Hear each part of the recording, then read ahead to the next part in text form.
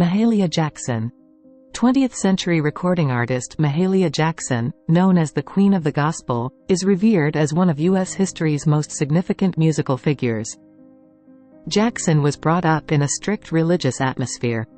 Her father's family included several entertainers. However, she was forced to confine her musical activities to singing in the church choir and listening secretly to recordings of Bessie Smith and Ida Cox and Enrico Caruso. When she was 16, she went to Chicago and joined the Greater Salem Baptist Church Choir, where her remarkable contralto voice soon led to her selection as a soloist. Jackson first came to wide public attention in the 1930s, when she participated in a cross-country gospel tour singing such songs as, "He's Got the Whole World in His Hands," and "I Can Put My Trust in Jesus."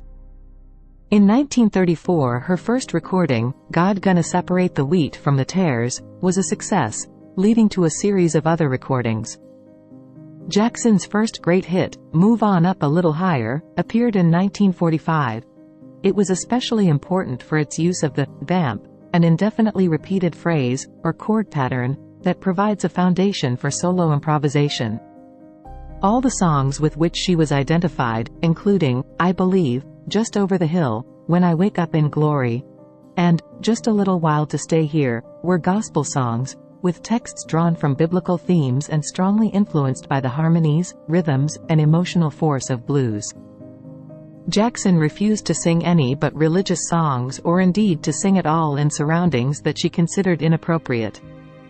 But she sang on the radio and on television and, starting in 1950, performed to overflow audiences in annual concerts at Carnegie Hall in New York City.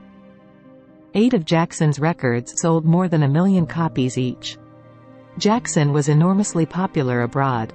Her version of "Silent Night," for example, was one of the all-time best-selling records in Denmark.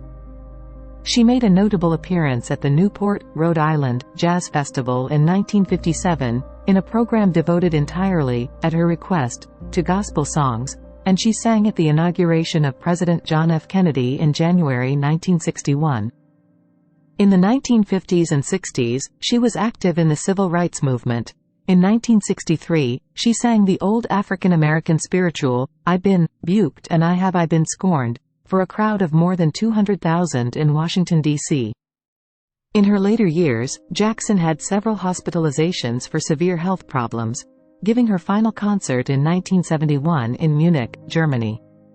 She died of a heart attack on January 27, 1972. Jackson is remembered and loved for her impassioned delivery, her deep commitment to spirituality, and her lasting inspiration to listeners of all faiths.